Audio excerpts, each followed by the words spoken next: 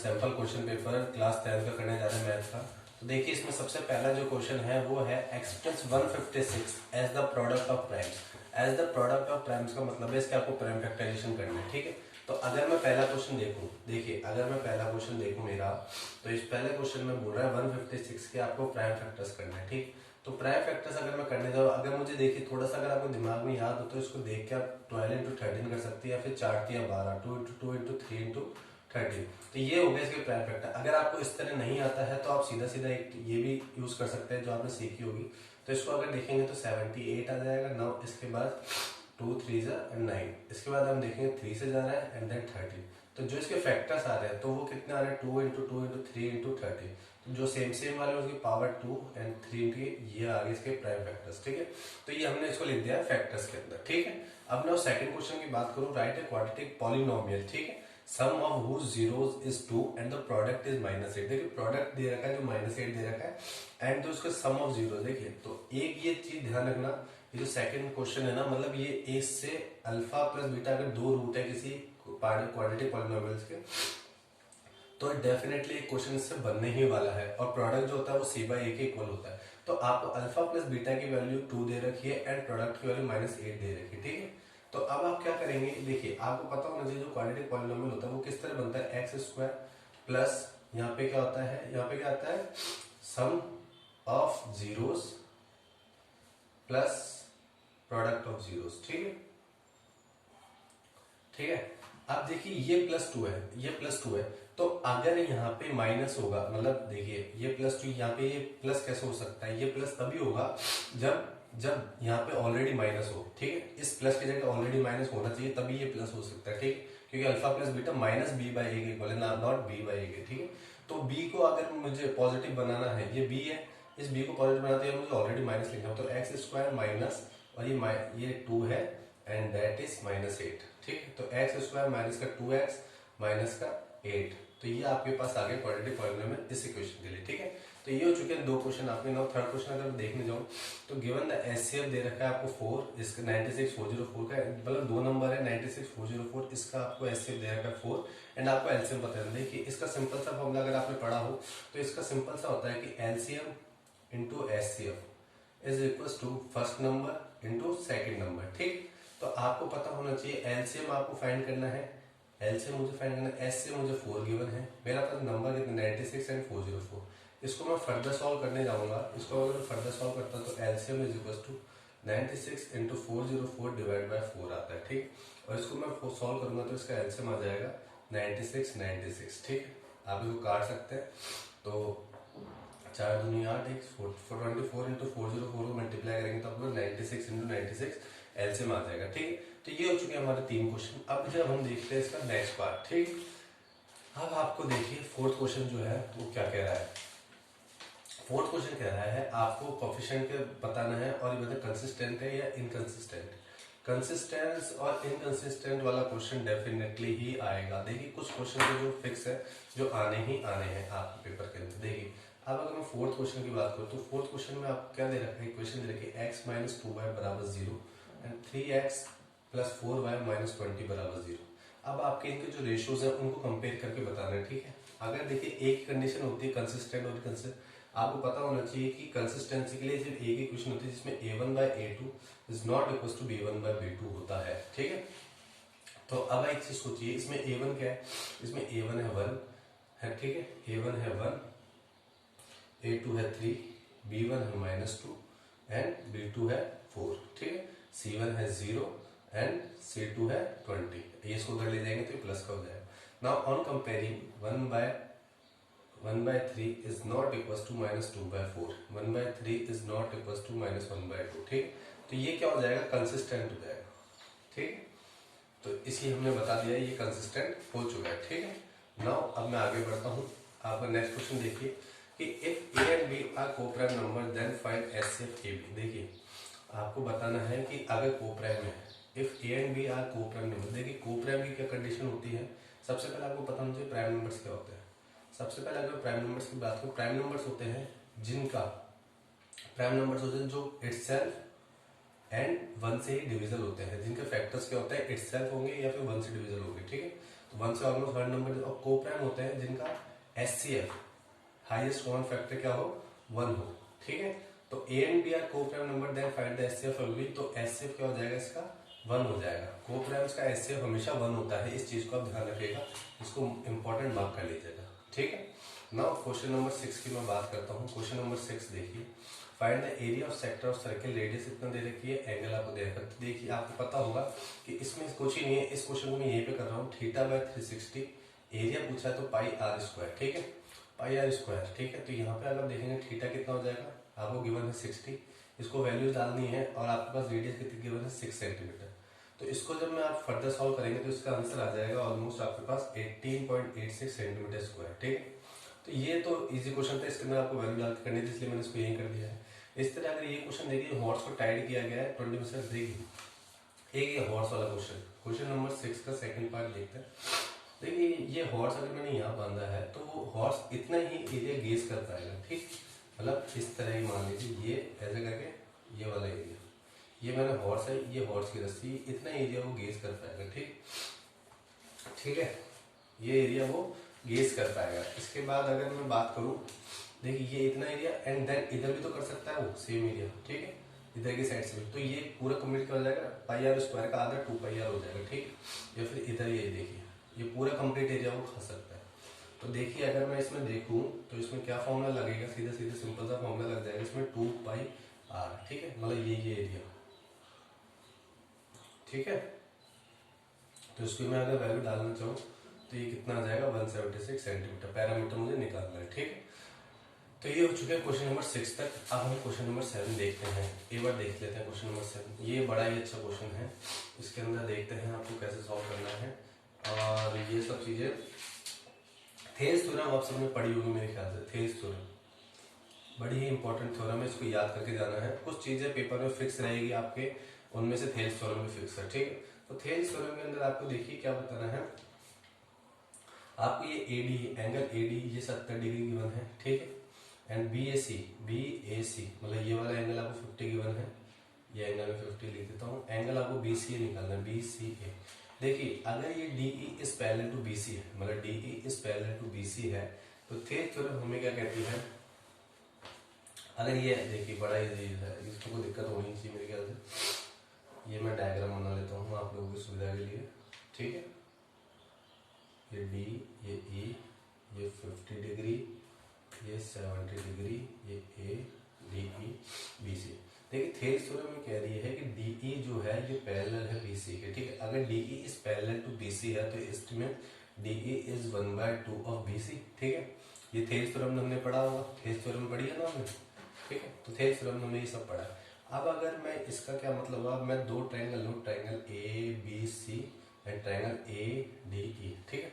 अगर मैं इन दोनों को सिमिलर प्रूफ करने जाऊंगा तो अगर देखिए तो इसमें क्या होगा, बस सिमिलर, देखिए इस ट्रायंगल के अंदर ये दोनों इक्वल है, मतलब ये थेल्स थ्योरम है, ये पैरेलल है, तो पैरेलल है, तो पैरेलल में क्या होगा, देखिए अगर ये 50 है एंगल ए बी सी, ये 50 है तो ऑटोमेटिक सी बात है ये भी 50 होगा, होगा नहीं होगा, तभी तो सिमिलर होंगे ना ट्रायंगल, तभी तो ये एंगल से प्रॉपर्टी है, ठीक है।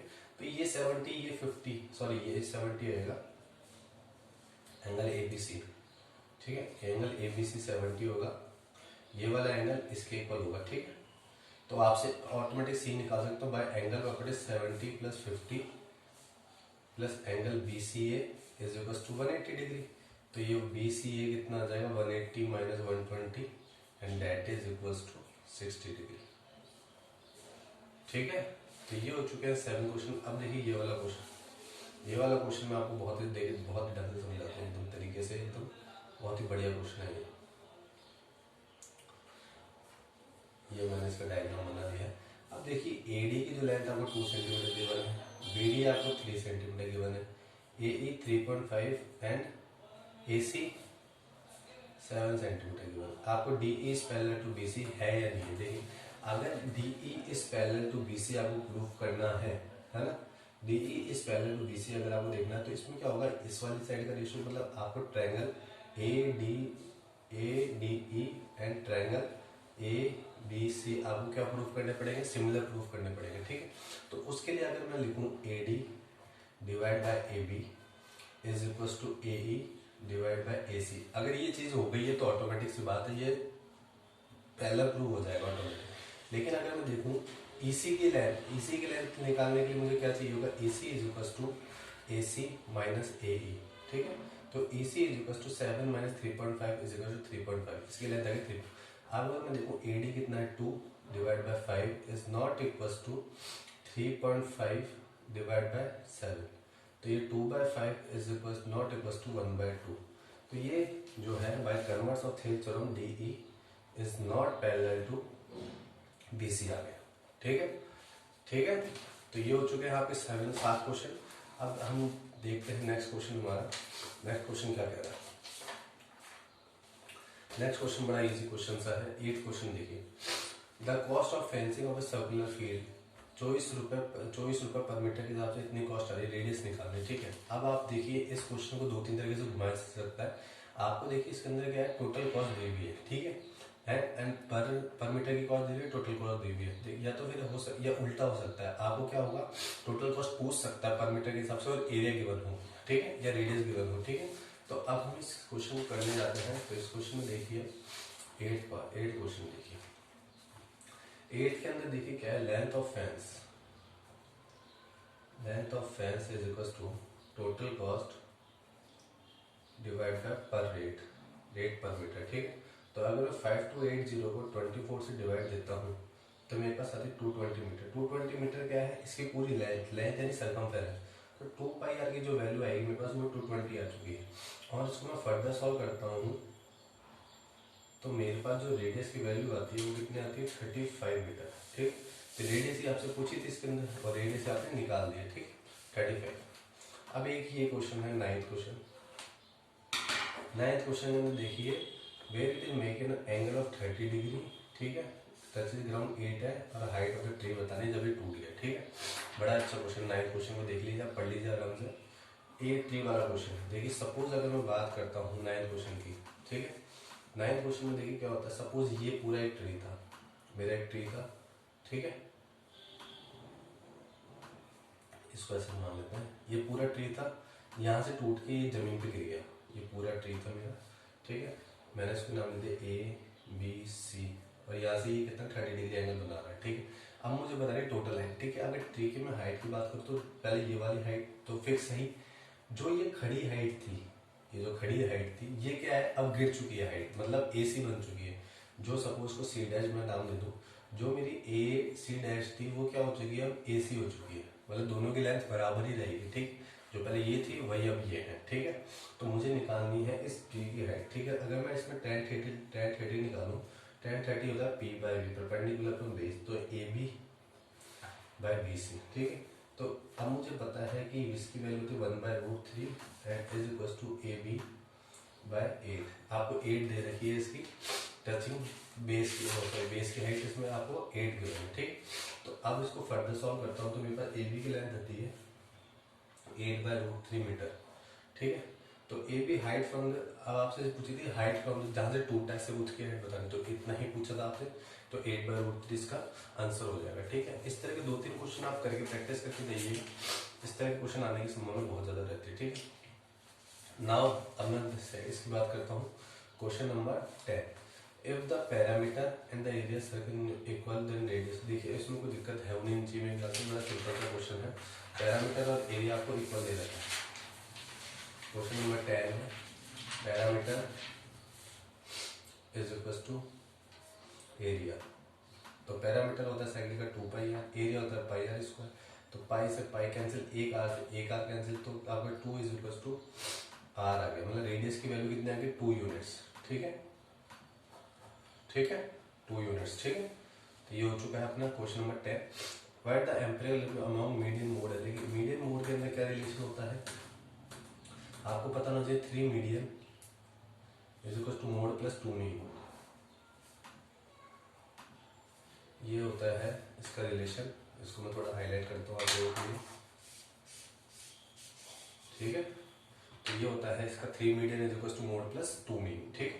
कोई दिक्कत नहीं, ठीक है। अब बड़ा ही अच्छा क्वेश्चन आ रहा है, डिवाइडेड लाइन इंटरनली काटा 3/5, एक acute angle what with minimum number of point to locate the equal distance on ray BX, ठीक। अब देखिए जो 12 क्वेश्चन है इसमें इंटरनली काट रहा है, if we draw a line B X, ठीक है, angle C B X is an acute angle, what will the minimum number of parts.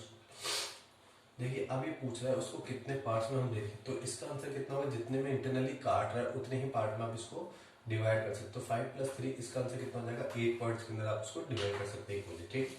Now question number 13 बात करते हैं यूनिक सॉल्यूशन की। अगर यूनिक सॉल्यूशन का मतलब क्या होता है, a1/a2 is not equal to b1/b2, ठीक है। तो 13 क्वेश्चन अगर मैं करूँ, 13 क्वेश्चन देखिए, 13 क्वेश्चन के अंदर आपको तो यूनिक सॉल्यूशन के लिए मैं तीनों चीज बताता हूँ। यूनिक सॉल्यूशन के लिए आपको क्या होता है, a1/a2 is not equal to b1/b2, ठीक है। और पैरेलल के लिए क्या होता है, पैरेलल के लिए क्या होगा, पैरेलल लाइंस के लिए मतलब इनफाइनाइट, पैरेलल लाइन से नहीं, इनफाइनाइट सॉल्यूशन, इसमें कोई solution a1/a2 is equal to b1/b2 is not equal to c1/c2। And third one होता है a1/a, जिसमें तीनों बराबर हो। अगर तीनों ही बराबर होगी, ठीक है, मतलब तीनों एक ही लाइन पे आ रही है, ठीक है, ये तीनों, इसका मतलब क्या होगा, इसके इनफाइनाइट सॉल्यूशन होंगे, ठीक है। एक नो सॉल्यूशन वाली इसका, सॉरी इसका नो सॉल्यूशन होगा, ठीक है, इसका कोई सॉल्यूशन पॉसिबल है क्या। तो अब अगर मैं देखूं पहला वाला, तो इसमें है 4/2 इज इक्वल टू p/2, तो p is should not equal be 4।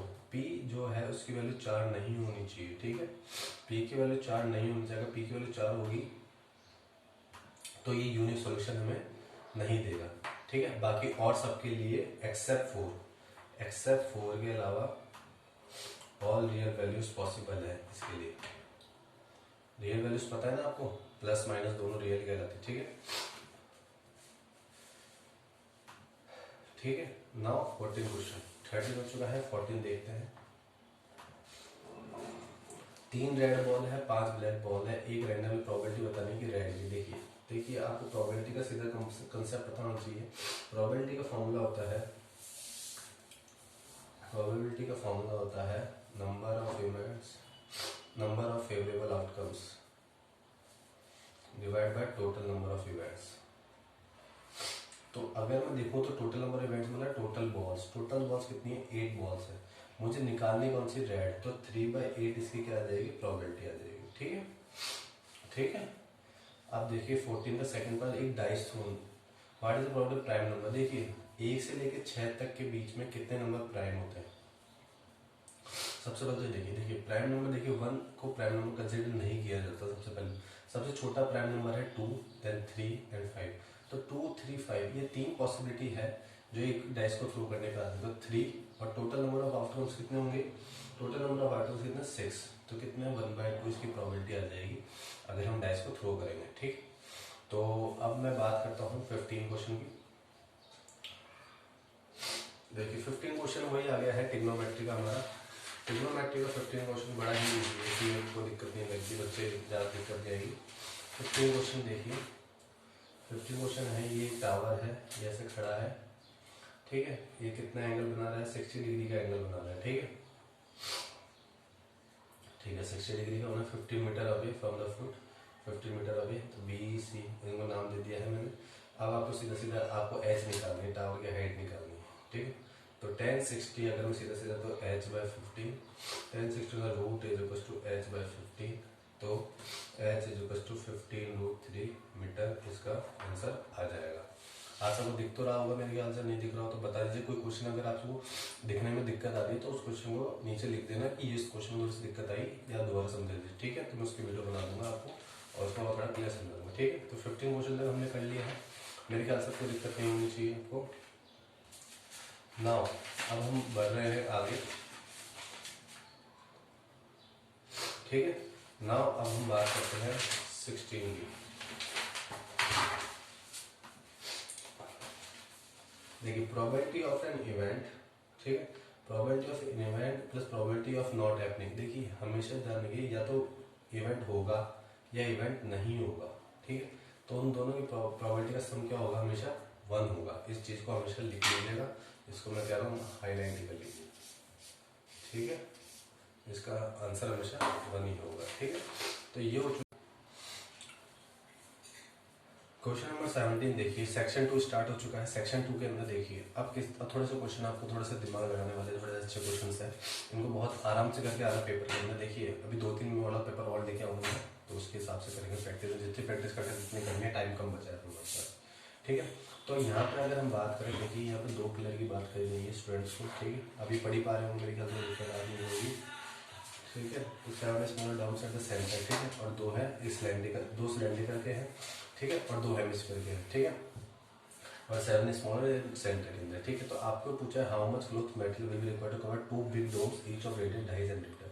2.5 metre के हिसाब से आपको बताना है 2 बिग डोम्स का कितना कपड़ा लगेगा। क्लॉथ देखिए, अगर आप सपोज जैसे ये हेमिस्फीयर की शेप में होते हैं, ये इस तरह डोम होता है, ये डोम होता है। अब इस डोम में आप कपड़ा लगाएंगे तो कपड़ा कहाँ लगाएंगे? आप बाहर वाले सरफेस पे लगाएंगे ना, मतलब इस वाले सरफेस पे लगाएंगे जो बाहर बाहर है, ठीक है। तो इसका क्या मतलब हुआ? इसका मतलब हुआ कि आप सरफेस एरिया ऑफ हेमिस्फीयर क्या कहलाएगा, मतलब 2 पे लगाना है। एक surface area cloth material required, कितना कपड़ा लगा हुआ, ये एक डोम के लिए इतना, और इस तरह एक दूसरा डोम होगा तो उसके ऊपर भी इतना कपड़ा, ठीक है। मतलब ये क्या है? सरफेस एरिया ऑफ डोम, ठीक है। टोटल सरफेस एरिया के अंदर ये वाला भी एरिया जुड़ जाता, लेकिन हमें इसी यहाँ पे कपड़ा थोड़ी लगाना है, हमें सिर्फ कपड़ा लगता है यहाँ पे, ठीक है, बाहर की साइड।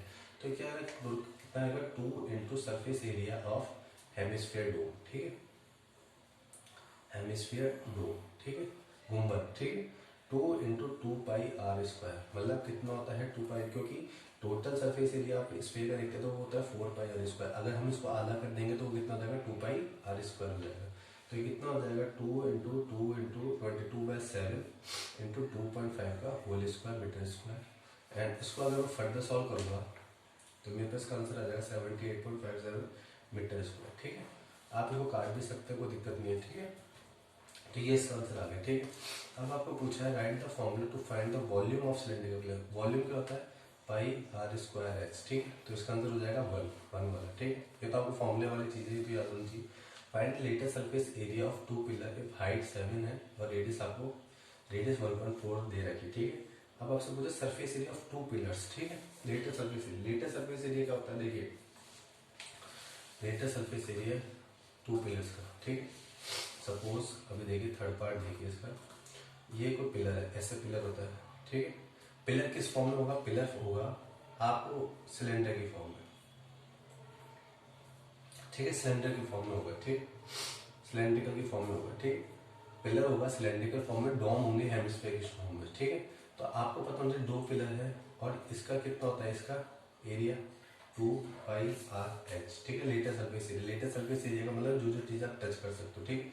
2 पाई एच मतलब इसको भी ऊपर वाला भी और नीचे वाला भी इसमें इंक्लूड हो जाएगा, ठीक है। सॉरी, ये दोनों इंक्लूड नहीं होंगे इसमें, ठीक है। लेटर सरफेस एरिया की बात है, जो सिर्फ घुमाव है, जो ये जो घूमा है ना, ये वाला ये पार्ट, देखिए मैं इसको बता देता हूँ आपको थोड़ा सा बना के, अगर आपको दिख पा रहा है नहीं दिख पा रहा है मुझे पता नहीं चल रहा कि इस तरह का अगर सिलेंडर है तो ये जो चीज़ है ना, ये वाली, ये सिर्फ ये जो गोल चीज़ है, ये नीचे वाले बेस नहीं, ये नहीं, ठीक है, ये वाले। तो इसका कितना आ जाएगा?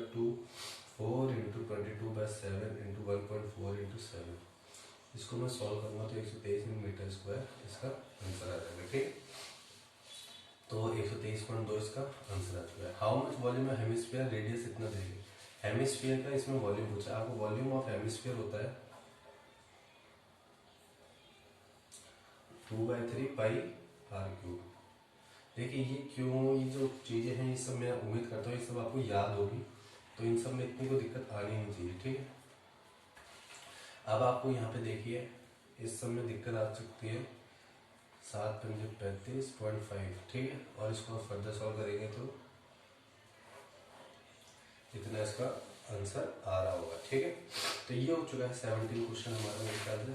एक लास्ट क्वेश्चन और बचा है इसका, what is the ratio of sum of the volume to hemisphere radius 1 each of the sphere of radius 2। देखिए अब इसमें क्या बोला है, 2 हेमिस्फीयर का वॉल्यूम ऑफ 2 हेमिस्फीयर जिनमें रेडियस इतनी है, एंड वॉल्यूम ऑफ स्फीयर और रेडियस 2, इन दोनों का क्या होता है?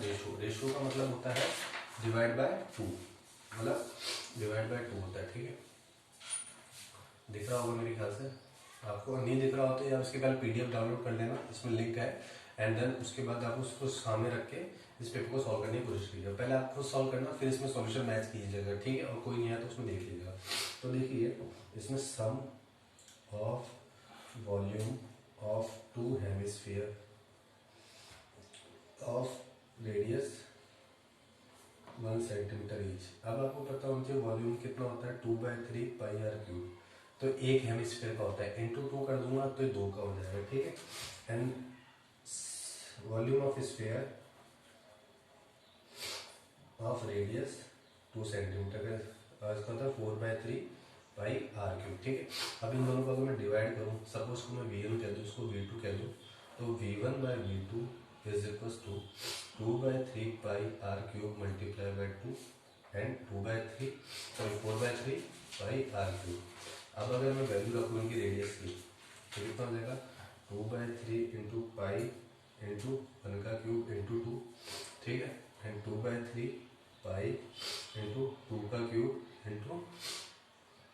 इंटू से कितना ही आएगा, ठीक है। अब मैं देख लेता हूँ कि इसके सिर्फ ये आएगा 4 आएगा, सॉरी, ठीक है। पाई से पाई कैंसिल हो जाएगा, ठीक है। 1 2 से 1 2 कैंसिल हो जाएगा, ठीक है। 3 से 3 कैंसिल हो जाएगा। तो अगर मैं देखूँ तो यहाँ पे आएगा 2/8 यानी 1:3 सॉरी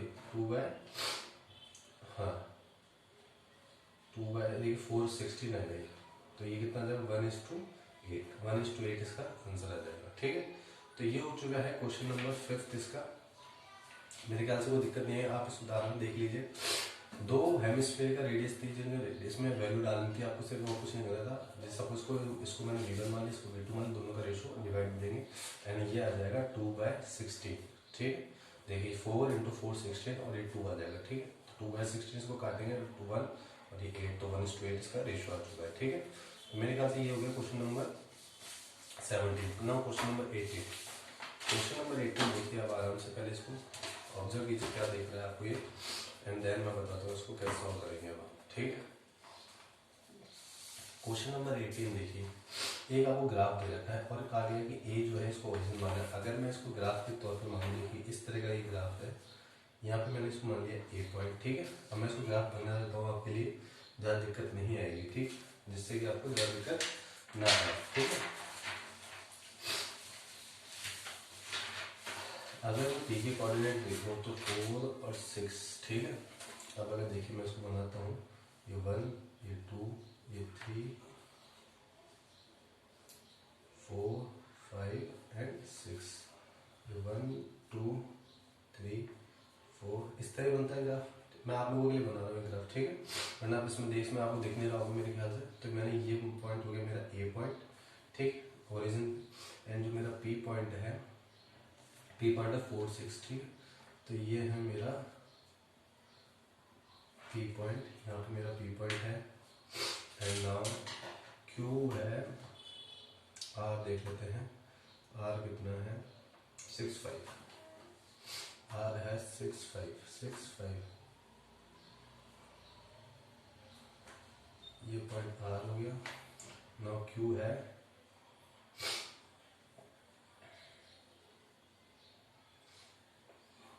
ठीक है। तो ये आपके पास इतने पॉइंट गिवन है, ठीक है। अब आपको इसने देखिए पहला क्वेश्चन क्या पूछा है, considering A is the origin what are the coordinates of A. अगर ए ये है तो ओरिजिन पर हमेशा क्या होता है 0 0, ठीक है। तो इसका आंसर हो जाएगा 0/0, ठीक है। पी के कोऑर्डिनेट्स पूछे, देखिए अगर मैं पी का ग्राफ देखेंगे यहाँ पर, तो पी देखिए ये रहा, पी ये रहा। तो हमें पता पहले एक्स लेते हैं फिर वाई लेते हैं, ठीक है। तो एक्स ले तो 4 एंड देन ये 6, इसको 1 2 3 4 5 6, ठीक है। तो ये कितना हो जाएगा 4 6, 6 4 नहीं होगा, देखिए 4 6 होगा, ध्यान रखिएगा। पहले x का कोऑर्डिनेट आएगा फिर y का कोऑर्डिनेट आता है। r का कोऑर्डिनेट पूछा है, r का भी सेम चीज रहेगी, r के कोऑर्डिनेट्स में आ जाएगा 6 और 5, ठीक है। What are the coordinates of d, d के लास्ट पॉइंट देख लेते हैं, अगर हम गिने 10 11 12 13 14 15, ठीक है। d के कोऑर्डिनेट्स देखिए इस तरह के d के कोऑर्डिनेट्स आएंगे, ठीक है। d के कोऑर्डिनेट्स अगर मैं देखने जाऊँ तो 10 11 12 13 14 15 आया, सॉरी 16 आ जाएगा। एक ये पॉइंट भी हमें गिनना पड़ेगा, एक 16, यहाँ पे भी एक पॉइंट आएगा, ठीक। तो 16 और 0 हो जाएगा, y पे 0 है नहीं, देख आगे 10 11 12 13 14 15 और ये यहाँ पे आएगा 16, ठीक। तो ये जो कितना हो जाएगा 16:0, ठीक है। इसमें y का कोऑर्डिनेट 0 आएगा, तो y ऊपर नहीं आ रहा है, यहाँ पे इसी लाइन पे है नहीं, ओनली x वाली लाइन पे आ रहा है सिर्फ, y वाली लाइन पे कोई कोऑर्डिनेट्स नहीं है डी का, ठीक।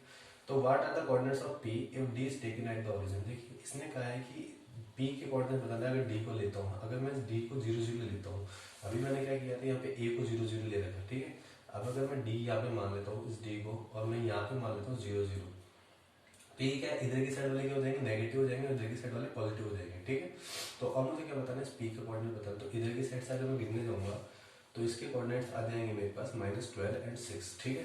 देखिए p अगर मैं गिनने जाऊँ तो 1 2 3 4 5 6 7 8 9 10 11 12 तो ये माइनस का, और ये कितना हो जाएगा 6, ठीक है। ये 6 रहेगा प्लस का, ठीक है, क्योंकि ये तो ये वाली लाइन रहेगी ना पॉजिटिव वाली, इसलिए।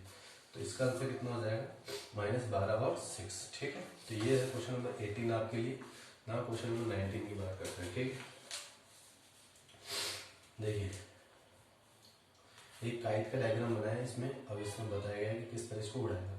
Rahul tied the stick at what angle to each other. देखिए अगर आप देखेंगे इसने इस तरह इसको बांध दिया है, इस फिगर आपको दिख रहा है तो ठीक है, मैं तो थोड़ा सा हाईलाइट कर देता हूँ। इस तरह इसने इसको बांधा है सबको, ठीक है।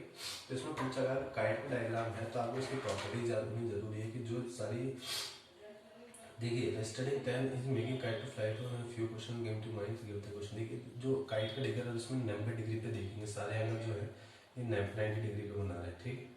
सारे एंगल 90 डिग्री बना रहे हैं एक दूसरे से, ठीक है।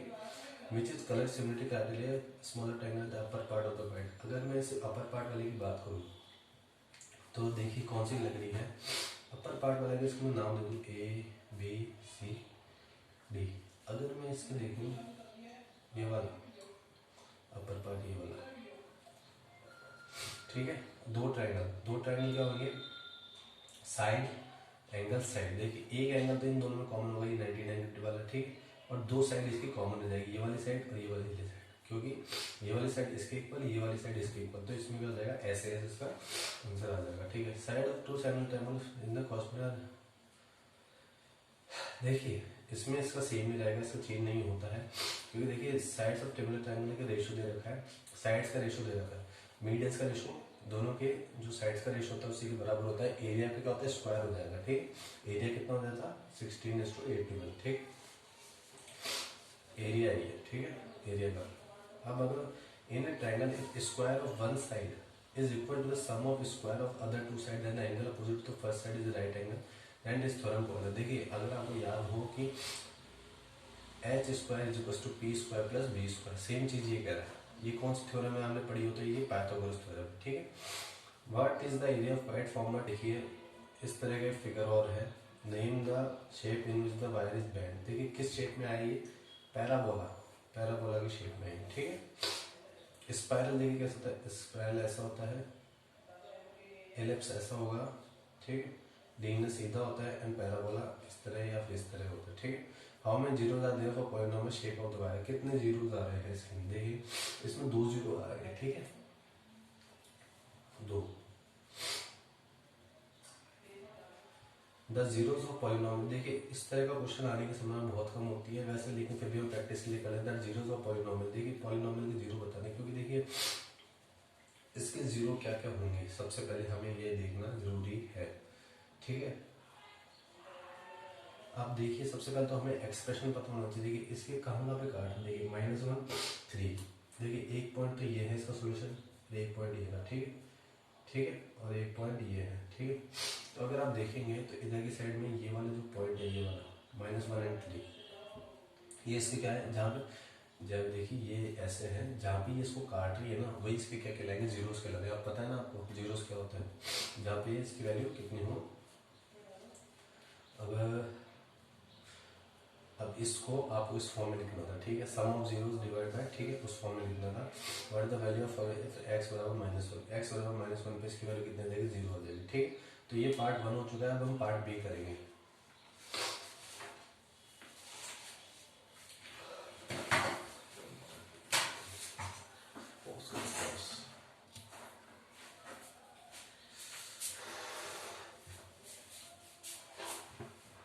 Question number 21।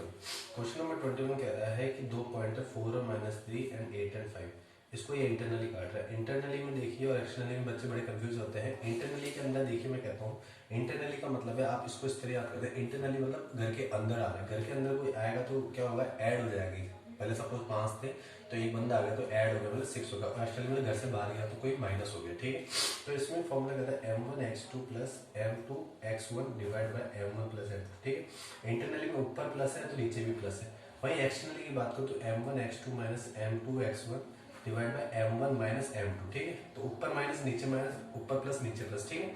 तो ये होता है एक्सटर्नली का फॉर्मूला। ये है x कोऑर्डिनेट के लिए, देखिए 2 कोऑर्डिनेट निकालने पड़ते हैं, इसमें दोनों x है, और y के लिए निकालेंगे तो यही फॉर्मूला y के लिए हो जाएगा, ठीक है। मेरे ख्याल से आपको दिक्कत नहीं आएगी इसके अंदर। m1y2 minus m2y1 divide by m1 minus m2 y coordinate के लिए, ठीक है। तो अब आपको क्या करना है, सिर्फ वैल्यू डालनी है। x के लिए अगर मैं डालता हूँ तो क्या है 3 8, ये है m2, ये है x1 डिवाइड बाय 3 प्लस 1, ठीक है। ये है x1 y1 x2 y2 and m1 m2 आपको कितना देगा 3:1 दे रहा है, ठीक है। तो इस तरह आपको मेरे ख्याल से कोई दिक्कत नहीं आएगी। तो ये आएगी आपकी, और y के लिए क्या हो जाएगा 3 5 1 minus 3 and that is 3 plus 1। इसको सॉल्व करेंगे तो ये 3 आ जाएगी एंड x को सॉल्व करेंगे तो 7। तो आपको कोऑर्डिनेट आ जाएंगे 7:3 आर द रिक्वायर्ड कोऑर्डिनेट्स। ये फॉर्मूला पक्का याद करके जाएगा, इसको इंपॉर्टेंट मार्क कर लीजिए। ये फॉर्मूला डेफिनेटली आपको कहीं ना कहीं पेपर में किसी में दिखना मिलेगा पक्का, ठीक है।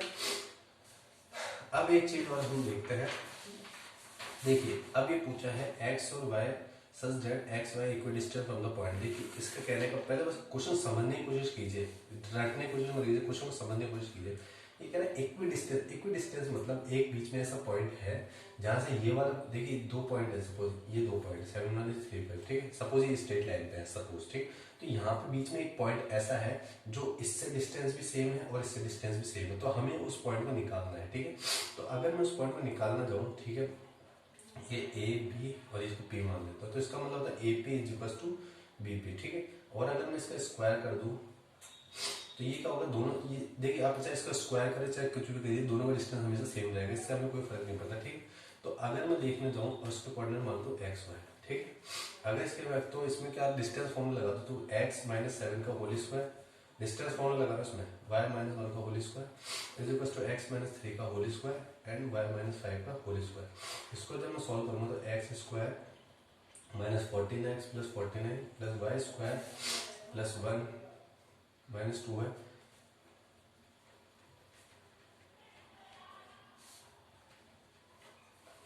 सॉरी प्लस 25, ठीक है। तो अब इसको मैं फर्दर सॉल्व करता हूँ, x माइनस वाई बराबर 2 आ जाएगा। देखिए एक्स स्क्वायर से X square cancel, Y square से वाई स्क्वायर कैंसिल, ठीक है। माइनस 2y है इधर जाएगा, देखिए दोनों x और y के कोऑर्डिनेट्स आ जाए, x माइनस वाई बराबर 2, तो इसका आंसर आ जाएगा ये, ठीक। इसमें हमने डिस्टेंस फॉर्मूला लगा दिया है दोनों का स्क्वायर करके, ठीक। ये डिस्टेंस फॉर्मूला हमने लगा, तो ये हो चुका है क्वेश्चन नंबर 21। अब ना क्वेश्चन नंबर 22 देखते हैं। क्वेश्चन नंबर 22 के अंदर देखिए LM is parallel to, LM ने ये वाली लेंथ इसके पहले है CB के, LM इसके पहले है एंड ये वाली लेंथ इसके पहले, ठीक है। इसको मैं सिंगल से करता हूँ, इसको डबल से करता हूँ, ठीक है। तो अब आपको पता होना चाहिए, आपको प्रूव करना है AM इज इक्वल टू, ठीक है। ये वाली चीज आपको प्रूव करनी है, इसमें कोई दिक्कत नहीं होगी मेरे ख्याल से।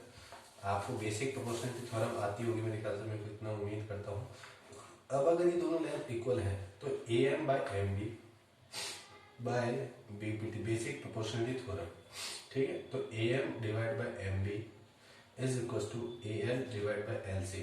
क्या मैं इसको लिख सकता हूँ, लिख सकता, इस ट्राइंगल के लिए ACB, ट्राइंगल ACB के लिए इस तरह मैं सेकंड ट्राइंगल लूँ, ट्राइंगल ADC। तो इसमें मैं by using BPT basic proportional theorem, तो क्या मैं इसको AN by ND is equal to AL by LC नहीं लिख सकता, ठीक है। तो ये हो गई दो इक्वेशन। जब मैं दोनों इक्वेशन को इक्वेट करता हूँ, मतलब दोनों इक्वेशन को देखता हूँ, तो AL बाय LC दोनों के अंदर है, तो AL बाय LC की वैल्यू फ्रॉम इक्वेशन 1 से, तो मैं क्या लिख सकता हूँ AM by MB is equal to AL by LC की जगह लिख सकता हूँ AN बाय ND। ये मेरा आ गया है जो मुझे प्रूफ करना था, हेंस प्रूफ, ठीक है। तो ये हो चुका है मेरा question number 22। Now question number 23 बड़ा ही अच्छा क्वेश्चन है, ठीक है। इसको थोड़ा सा आपको समझना पड़ेगा। ये आपको क्वाड्रिलेटरल दे रखा है और आपको ये प्रूफ करना है, ठीक है। आपको प्रूफ करना है AB plus CD opposite side is equal to A D और बी सी। ठीक है, वैसे इस चीज ये थ्योरम बहुत ही इंपॉर्टेंट है। ये अगर आपको फ्यूचर में जो कॉम्पिटिशन पेपर भी देते हैं तो उसके अंदर भी इस थ्योरम को बड़ा ही पूछा जाता है। ये दोनों थ्योरम बहुत ज्यादा इंपॉर्टेंट है। ठीक है, इन दोनों को एकदम ढंग से पढ़ के जाइएगा। और मैंने इसकी वीडियो बना रखी है, वो भी जरूर देखिएगा। ठीक है, उसकी वीडियो बना दूंगा, अगर आप लोग कहेंगे तो बड़े अच्छे ढंग से उसको आपको दिमाग में बैठ जाएगी। ठीक है, बड़ा इंपॉर्टेंट थ्योरम है, इसको ध्यान से देखिएगा। ठीक है, अब मैं इसको करता हूँ 23 को। 23 क्वेश्चन है। ठीक है, 23 के अंदर मैंने बनाया है ये एक ऐसा, इसके अंदर मैंने गया है सर्कमस्क्राइब, इसे कहते हैं सर्कमस्क्राइब। ठीक है, इसके लिए तो इनस्क्राइब है और इस सर्कल के लिए सर्कमस्क्राइब, वो बाद में आप पढ़ेंगे तो समझ जाएंगे धीरे धीरे। ये A B C D and P Q, जहां जहां पे कट रहा है पी क्यू आर एस। ठीक, मुझे प्रूव करना है A B plus C D opposite side is equal to A D plus B C, ये चीज मुझे प्रूव करनी है। ठीक है, तो इस प्रूफ करने के लिए देखिए, अब आपको एक इसमें प्रॉपर्टी याद होनी चाहिए। ये प्रॉपर्टी आप लिख लीजिए, लेंथ ऑफ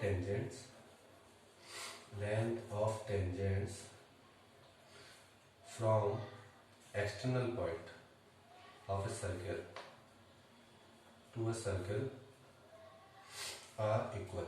इसका क्या मतलब होता है? इसका मतलब होता है अगर मैंने एक सर्कल बनाया है ये, ठीक है, इस सर्कल के बाहर से किसी भी कोई सी पॉइंट से अगर मैं इस पे टेंजेंट ड्रॉ करता हूं तो जो टेंजेंट की लेंथ होगी ना ये वाली, ठीक है, ये ऑलवेज इक्वल होगी, मतलब A P is always equal to A C. ठीक है, तो यही सेम प्रॉपर्टी मैं इसके अंदर अगर यूज करूं तो देखिए ये है डी सी बी ए। ठीक है, अगर आप इस फिगर और इस फिगर को थोड़ा कंपेयर कर पा रहे हैं तो देखिए अगर ए को मैं क्या मानता हूँ एक्सटर्नल पॉइंट, तो इसमें जो टेंजेंट है वो क्या है ए पी और ए एस। ठीक है, तो ए पी और ए एस की वैल्यू बराबर हो जाएगी। ठीक है, मेरी बात समझ है, अगर ए इज एक्सटर्नल पॉइंट, ठीक है, ए को मैं एक्सटर्नल पॉइंट मान रहा हूँ तो मेरे पास ए पी बराबर ए एस होगा नहीं होगा। और अगर मैं बी को एक्सटर्नल पॉइंट माना तो टेंजेंट ड्रॉ करी, बी को एक्सटर्नल पॉइंट माना तो बी पी बराबर बी क्यू। इस तरह अगर मैं सी को एक्सटर्नल पॉइंट मान के क्या कर रहा हूँ टेंजेंट ड्रॉ कर रहा हूँ तो क्या हो जाएगा C Q is equal to C R. इस तरह डी को एक्सटर्नल पॉइंट मान के अगर मैं ड्रॉ करूँ तो डी आर बराबर डी एस। तो इस तरह ये 4 पॉइंट आ चुके हैं। ठीक है, ठीक है, तो अब अगर मैं इसको क्या करता हूँ, इन सबको मैं ऐड कर देता हूँ। ठीक है, A S is equal to A B. ठीक है, ये 4 चीज आ चुकी है। अब इन चारों को अगर मैं करूँ ऐड, ठीक है, अब मैं क्या करता हूँ A S plus B Q, okay, अब अगर मैं देखूं A S plus B Q plus C Q, A S plus B Q plus C Q plus D S, मतलब इन चारों को और इन चारों को देखिए सी आर की जगह में सी क्यू ले, इसको एक सी क्यू बराबर सी आर कर लेते हैं इसको। ठीक है, is equal to A P plus B P plus C R plus D R. ठीक है, मतलब लेफ्ट हैंड साइड को ये राइट हैंड साइड है, ये लेफ्ट हैंड साइड, इन सबको जोड़ दिया। अब अगर मैंने इनको जोड़ दिया है तो अब देखेंगे आप A S plus D S, इन दोनों जोड़ो, A S plus D S. ठीक है, कंप्लीट को जोड़ दूंगा तो क्या बन रही है, और B Q plus C Q को जोड़ दूंगा तो क्या बन रही है। ठीक है, और ये A P plus B P इन दोनों को जोड़ेंगे और C R plus D R को जोड़ देंगे। ठीक है, प्लस का साइन, तो ये क्या बन जाएगा, ये ए डी बन जाएगा, ये बी सी बन जाएगा, ये A B plus C D. ये हो चुकी है हमारी प्रूफ। देखिए इसको दोबारा रिवाइज कर रहा हूँ मैं आपको, इसमें सिर्फ एक ही चीज़ है, ये चीज़ को हाईलाइट करिए। अगर मैं किसी एक्सटर्नल पॉइंट से टेंजेंट ड्रॉ करता हूँ तो इनकी लेंथ होती है हमेशा बराबर। तो अगर बराबर होती तो बाय दिस प्रॉपर्टी ए को एक्सटर्नल पॉइंट माना तो मेरे पास ये वाली लेंथ इसके बराबर, बी को मानता हूँ ये वाली लेंथ इसके बराबर, सी को मानता हूँ ये वाली लेंथ इसके बराबर, डी को मानता हूँ ये वाली लेंथ इसके बराबर। ठीक, और इन सबको मैंने क्या किया, लेफ्ट हैंड को लेफ्ट हैंड से जोड़ दिया, राइट हैंड को राइट हैंड से जोड़ दिया। अब इन दोनों जो कॉमन चीज थी ए एस प्लस एस डी, तो ये क्या ए डी के बराबर हो चुकी है। इस तरह इन चारों को जोड़ दिया और A D plus B C A D plus C D हो चुका है। ठीक, तो ये था बड़ा अच्छा क्वेश्चन 23। नाउ 24 क्वेश्चन देखेंगे। फिर 24 कंस्ट्रक्शन का है तो उसको हम थोड़ा स्किप करेंगे, कंस्ट्रक्शन बनाना मुश्किल है हमारे लिए। और 25 मतलब यहाँ पे भी थोड़ा हमारे पास चीज़ें यहाँ पे आपको समझा नहीं पाऊंगा, तो इसलिए 15 क्वेश्चन देखिए। 15 क्वेश्चन है 15 cot A is equal to 8, आपको साइन ए और सेक ए की वैल्यू निकालनी है। 15 कॉट ए साइन ए और सेक ए की वैल्यू निकालनी है, ठीक है। तो अगर मैं देखूँ तो कॉट ए की वैल्यू कितनी आ रही है 8/15, ठीक है। मैं इसको सॉल्व करते हैं, ठीक है। तो अगर मैं ट्राइंगल बनाऊँ, कॉट क्या होता है 1/10 p/b, यानी b बाय ये, ठीक है। तो ये हो गया है मेरा ट्राइंगल बन चुका है। अब आपको क्या बताना है इसमें, साइन ए। साइन ए क्या होता है, साइन ए क्या होता है। अब अगर देखेंगे सबसे पहले मुझे ए सी निकालना पड़ेगा साइन के, p/h होता है साइन, p/h होता है साइन ए, ठीक है। तो साइन ए की वैल्यू निकालने के लिए, साइन ए की वैल्यू निकालने के लिए सबसे पहले मुझे ए सी निकालना, तो ए सी निकालने के लिए देखिए ए बी का whole square plus B C का होल स्क्वायर, मतलब √8x² प्लस 15x², ठीक है, ठीक है। सॉरी इनका होल स्क्वायर, ठीक है। तो अगर मैं इसको सॉल्व करूंगा तो ये एक ट्रिपलेट बनाता है 8, 15, 17 का, ये ट्रिपलेट होता है हमेशा। मैं आपको बता दूंगा ट्रिपलेट कैसे कैसे, देखिए 8, 15, 17 एक ट्रिपलेट होता है, 3, 4, 5 एक ट्रिपलेट होता है, ठीक है। 6, 8, 10 ये भी एक ट्रिपलेट होता है।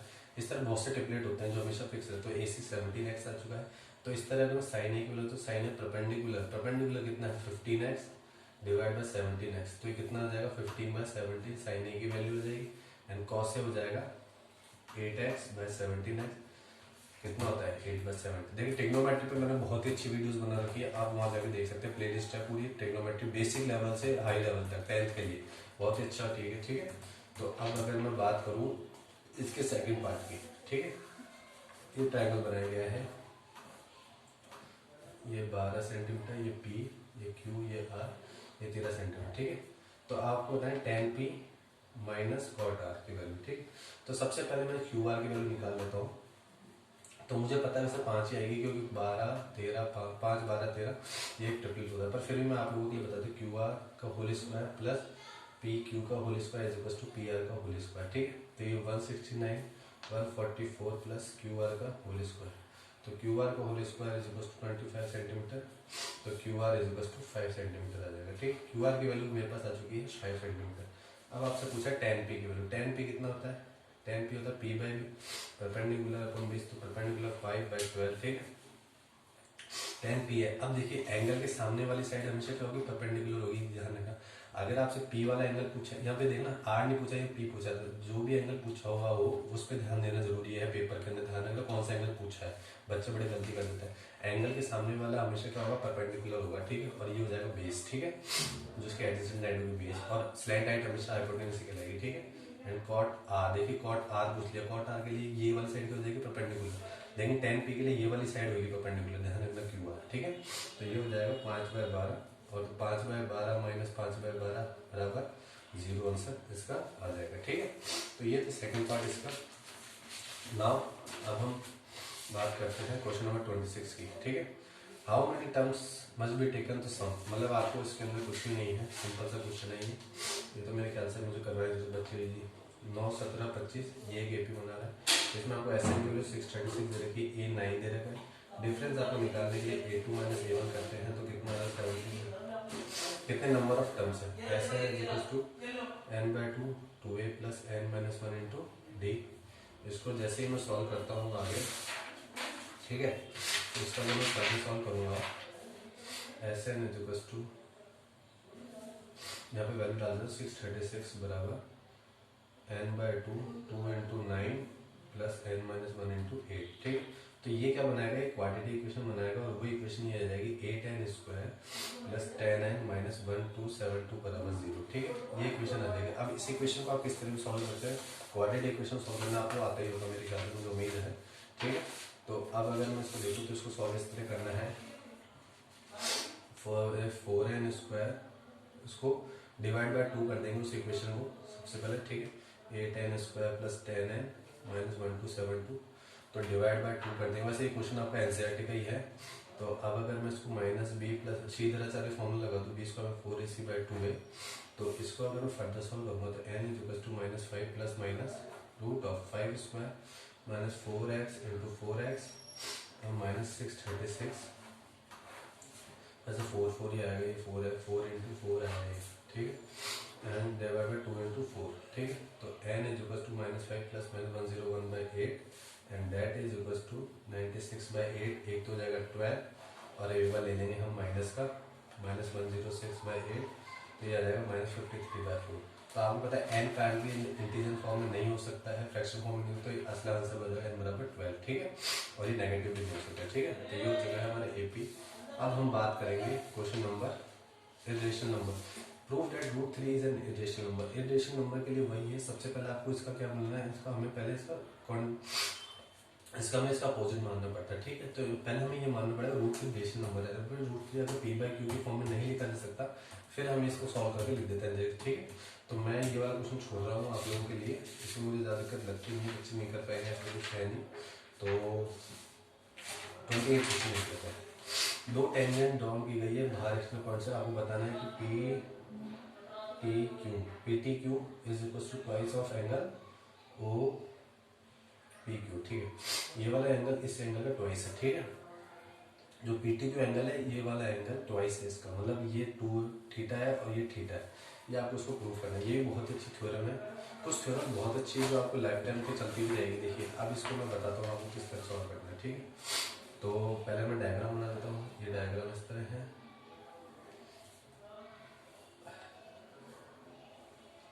ये PQ सेंटर है इसका O, and now it is T, ठीक है। PTQ, ठीक है, ठीक है। अब आपको ये वाला एंगल और ये वाला एंगल, ठीक है, ये है 2 थीटा और ये थीटा, ये प्रूव करना है आपको। PTQ और PTQ is equal to twice of angle OPQ, ठीक है।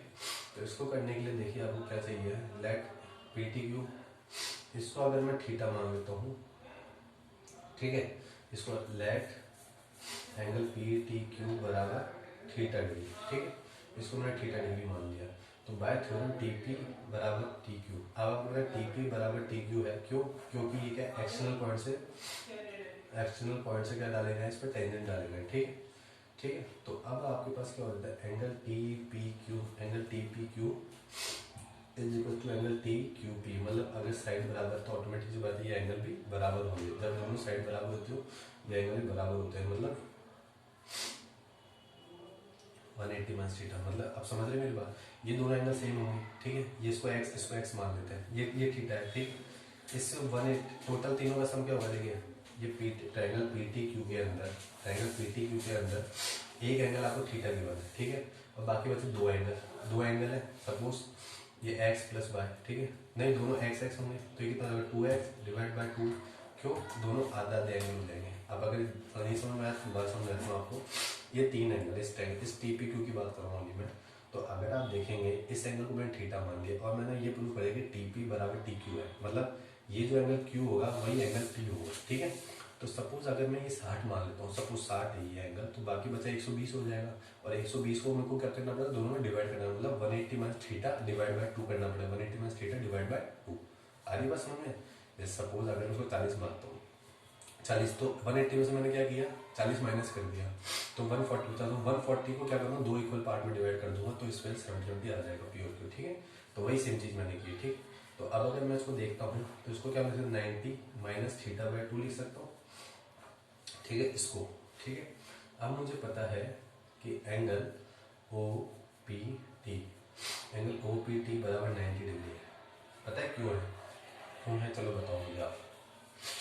एंगल OPT 90 डिग्री क्यों है ये बताइए आप सबसे पहले। एंगल OPT, देखिए टेंजेंट के सेंटर और टेंजेंट के बीच में हमेशा एंगल कितना होता है, 90 डिग्री का बनता है। ये भी लिख रहे हैं, टेंजेंट एंड सर्किल की रेडियस के बीच का एंगल हमेशा क्या होता है, 90 डिग्री होता है, ठीक है। तो अब आपके पास 3 एंगल आ चुके हैं मेरे ख्याल से। एंगल OPQ आपको निकालना है, angle OPT minus angle TPQ बराबर 90 माइनस 1/2 ऑफ थीटा, ठीक है। तो ये आ जाएगा 1/2 of theta and 1/2 of angle PTQ। तो it is equal to angle PTQ is equal to twice of OPQ, ठीक है। इसको समझने के लिए मैं एक बार और समझाता हूँ आपको, ढंग से समझ में आ जाएगा मेरे ख्याल से। देखिए मैं इस फिगर के अंदर समझाने की कोशिश करता हूँ आपको, फिगर में ज़्यादा समझ में आएगा। देखिए इसमें हमने क्या किया, सबसे पहले हमने क्या किया, इस एंगल को थीटा मान लिया, ठीक है।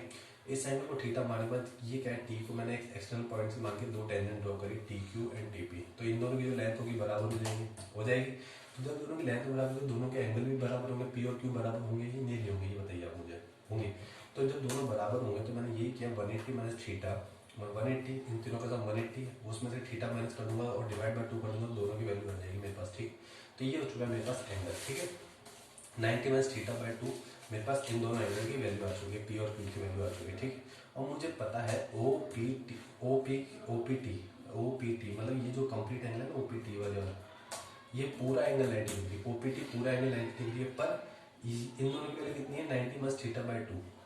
ठीक है, तो मतलब इस पूरे 90 डिग्री में से अगर मैं 90 माइनस थीटा बाय 2 माइनस कर दूंगा, अगर मैं इस पूरे एंगल में से 90 माइनस थीटा, तो मेरे पास ये वाला एंगल नहीं बचेगा क्या? ये बताइए, ये वाला एंगल, ये वाला, ये वाली ओपी क्यू नहीं बचेगा? ये बताइए मुझे आप, अगर आप समझ पा रहे हैं। ये ओ पी टी है एंड ये क्यू है। अगर मैं कह रहा हूँ ये पूरा एंगल 90 डिग्री है और ये वाला जो एंगल है ये 90 माइनस थीटा बाय 2 है। ठीक है, तो ये एंगल कितना है? अगर 90 में से ये एंगल घटा दूंगा तो ऑटोमेटिक बात है ना, ये वाला एंगल तो बचेगा मेरे पास ओ पी क्यू वाला, तो बस वही सेम चीज हुई है। और ओ पी क्यू मैंने पी टी क्यू के बराबर बता दिया जो मुझे प्रूव करना था। ठीक है, तो ये हो चुका है क्वेश्चन नंबर 28। अब मेरे पास 3 क्वेश्चन और बचे हैं। अब 29 बात करते हैं। देखिए 29 में कह रहा है बैंक में गई 2000 लोगों ने उसमें 50 और 100 के नोट दिए एंड टोटल 25 नोट्स थे 50 और 100 के। मेरे ख्याल दिक्कत नहीं है। 29 क्वेश्चन देखिए इजी है। मीना ने, देखिए लेट मीना रिसीव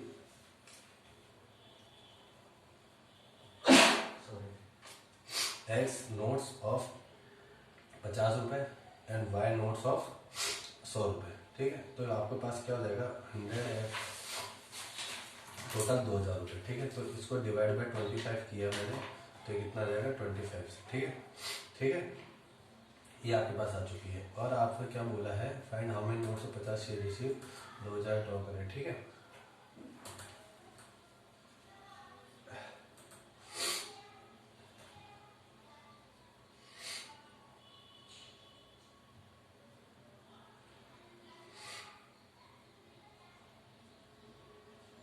ठीक है, एक इक्वेशन ये आ चुकी है और एक इक्वेशन थी आपके पास 50x + 100 बराबर 200। ठीक है, इन दोनों इक्वेशन को क्या करना है आपको, और एक एक्स टोटल मतलब टोटल नंबर ऑफ नोट्स 25 है, एक 50 के नोट्स प्लस 100 के नोट्स बराबर 2000 है। दो इक्वेशन बन चुकी है आपके पास। ठीक है, तो इक्वेशन सेकंड को अगर मैं मल्टीप्लाई कर दूं 50 से, तो आपके पास क्या आ जाएगा 50x + 100y बराबर 2000 रुपये।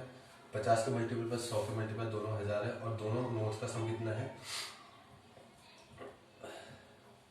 यह आ जाएगा 1250। ये माइनस कर दिया है मैंने, तो यहाँ से y की वैल्यू कितनी आ जाएगी 50y बराबर 750 एंड y बराबर 15। ठीक है, y की वैल्यू 15 आ चुकी है और इसको जब मैं पुट करूंगा इक्वेशन 2 में, पुट इन इक्वेशन 2, तो मेरे पास x की वैल्यू कितनी आ जाएगी 10। तो मतलब 50 के नोट तो 10 है और 100 के नोट 15। ठीक है, टोटल नंबर नोट 25 हो गए। ठीक, नाउ मैं 30 क्वेश्चन देखिए यहीं पे कर देता हूँ। एक बॉक्स कंटेन 90 डिस्क 1 से 90 तक, 1 disc of find the property with bears at 2 digit number. देखिए 90 डिस्क है। ठीक है, तो स्टार्ट कहाँ से होंगी, 2 डिजिट नंबर स्टार्ट होते हैं 10, 11, 12 एंड जाएंगे 90 तक। ठीक है, मतलब शुरू के 9 नंबर तक हमें नहीं पता। टोटल कितने 90 में से 9 चल जाएंगे, तो मतलब 9 that it bears a 2 digit number. मतलब अगर मैं टोटल में से टोटल मतलब 81 डिवाइड बाय 90 हो जाएगा। ठीक है, 9 9 9/10 आ जाएगा फर्स्ट का आंसर। ठीक है, मतलब 81 पॉसिबिलिटीज है, टोटल आउटपुट कितना 90। ठीक है, अब perfect square number, perfect square number कौन कौन से, सबसे पहले देखिए परफेक्ट स्क्वायर नंबर है हमारे, परफेक्ट स्क्वायर नंबर है हमारे 1 4 9 16 25 36 49 64 एंड 81। कितना 3 6 9 9/90, तो कितना है 1/10। ठीक है, इस तरह अब नंबर डिविजन बाय 5 से डिविजन होने वाले कितने नंबर है, देखिए या तो एपी लगा के भी कर सकते, लेकिन हमने इसे पूछा किससे 90 से। अब कितने नंबर आएंगे, ये टोटल होंगे 18 आउटकम्स। आप चाहे तो इसको उस फॉर्मूले से निकाल सकते हैं, an = a + n - 1 × d से। ठीक है, टोटल नंबर आ जाएंगे कितने डिवाइड होंगे। ठीक है, तो ये पता लगे मैं 18 डिवाइड बाय 90, तो ये कितना 1/5। Total number of outcome divide by total favourite, और total favourable divide by total number of outcome 18/9। ठीक है, तो ये हो चुके हैं हमारे 30 क्वेश्चन। एक लास्ट क्वेश्चन और है। ठीक है, एक लास्ट क्वेश्चन और है, इसको मैं कराता हूँ। 31 क्वेश्चन देखिए, 31 क्वेश्चन देखिए। 31 क्वेश्चन में कह रहा है, ये वाला आप खुद ही कर सकते हैं या फिर मैं बताता हूँ। देखिए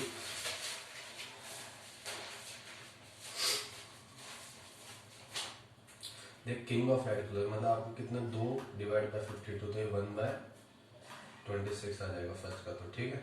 and second a spade, spade के कितने पत्ते होते हैं 13, 13/52 यानी 1/4। द क्वीन ऑफ डायमंड्स, कितनी क्वीन होती है, ए की होती है 1/52, ठीक है। ये कुछ क्वेश्चन है, बड़े इजी से क्वेश्चन है। अब देखिए 31 में बोला मेटलिक स्फीयर है, ठीक है। तो इसमें क्या होगा, जो टोटल वॉल्यूम होगा वो 4/3 पाई R1 का होल क्यूब, 4/3 पाई R2 का होल क्यूब प्लस 4/3 R3 का होल क्यूब, ठीक है। R1 R2 R3 जगह 6 8 10, ठीक। तो इसमें अगर आप देखेंगे तो यहाँ पे 4/3 पाई मैंने कॉमन लिया, R1 का होल क्यूब, R2 का होल क्यूब प्लस R3 का होल क्यूब, तो 4/3 पाई R3, ठीक है। 4/3 पाई से 4/3 पाई कैंसिल, तो R³ इज इक्वल टू 6 का क्यूब प्लस 8 का क्यूब प्लस 10 का cube and R³ is equal to 1728। अब अगर आपको याद है तो निकाल लीजिए, नहीं तो ये 1728 12 का होल क्यूब होता है, ठीक है। तो इसका आंसर जो आ जाएगा 12 वाला आंसर आ जाएगा, ठीक है। हाँ, मोटर 18 है, 1 घंटा चालू लेता है, तो रिटर्न डाउन स्ट्रीम देख लीजिए, क्वेश्चन पढ़ लीजिए, स्पीड ऑफ द स्ट्रीम बताइए, ठीक है। कोई ज़्यादा दिक्कत है नहीं इसके अंदर। देखिए हमें पता है स्पीड ऑफ बोट है, लास्ट क्वेश्चन है 33, speed of boat is equal to 18 kilometre per hour, आपको डिस्टेंस ट्रेवल करने 24 किलोमीटर, ठीक है। And S is the speed of stream, है ना। एंड T1 एंड T2 उसने 2 टाइम लिया, T1 लिया उसने अप स्ट्रीम में एंड ये लिया उसने डाउन स्ट्रीम में, ठीक है। तो आपको पता है अप स्ट्रीम के लिए क्या होता है, अप स्ट्रीम के लिए स्पीड क्या हो जाएगी 18 - x, ठीक है। अप स्ट्रीम मतलब माइनस वाला और डाउन स्ट्रीम में दोनों ऐड हो जाते हैं, ठीक है। तो फर्स्ट टाइम क्या होता है 24/18 - x, ठीक है। अप स्ट्रीम के लिए लिया गया टाइम, ठीक है। इसके डाउन स्ट्रीम के लिए अगर वो लेगा तो क्या हो जाएगा 18 + x, ठीक है। ये उसकी speed and T2 is equal 24/18 + x, ठीक है। अब आपको पता है इन दोनों के बीच का जो डिफरेंस हो कितना, 1 8 ज़्यादा ले रहा है, इन दोनों के बीच का डिफरेंस मतलब T1 - T2 is equal to 1, ठीक है। इन दोनों की वैल्यू, इसको अगर मैं सॉल्व करूँ 24/18 - x - 24/18 + x बराबर 1, ठीक। अब इसको आप किस तरह भी सॉल्व कर सकते हैं, मैंने आपको बता रखा है, इसको सॉल्व करके देखा। आप चाहे तो एलसीएम नहीं कर सकते, वरना यू और वी मान के भी इसको सॉल्व कर सकते हैं, ठीक है।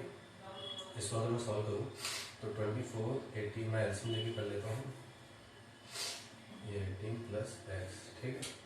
तो 24 × 18 का 24/18 - x इक्वल्स टू 1, तो 48x 18 - x एंड ये 18 + x, ठीक।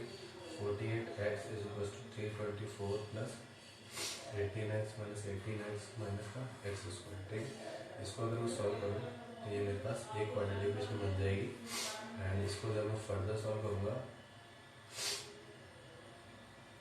इसके 324 का फैक्टर करूँगा तो कितना आ जाएगा 54 - 6x, ठीक है। तो x + 54 एंड -6 x + 54, ये मैंने सब सॉल्व करा रखे हैं।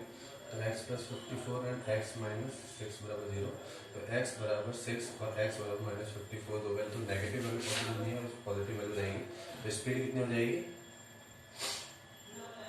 6 हो जाएगी, ठीक है, 6 किलोमीटर पर। तो ये हो चुका है आपका पेपर। तो इस पेपर को सॉल्व करने में ज़्यादा दिक्कत आई नहीं होगी आपको, ठीक है। तो ये पेपर था आपका, बड़ा ही इजी पेपर था मेरे ख्याल से, आप लोगों को ज़्यादा दिक्कत आई नहीं होगी। अब देखिए इसकी PDF है नीचे, तो इस PDF को आप क्या कीजिएगा, डाउनलोड कर लीजिएगा, पहले सामने रख लीजिएगा एंड उसके बाद इसको सॉल्व कीजिएगा। Thank you.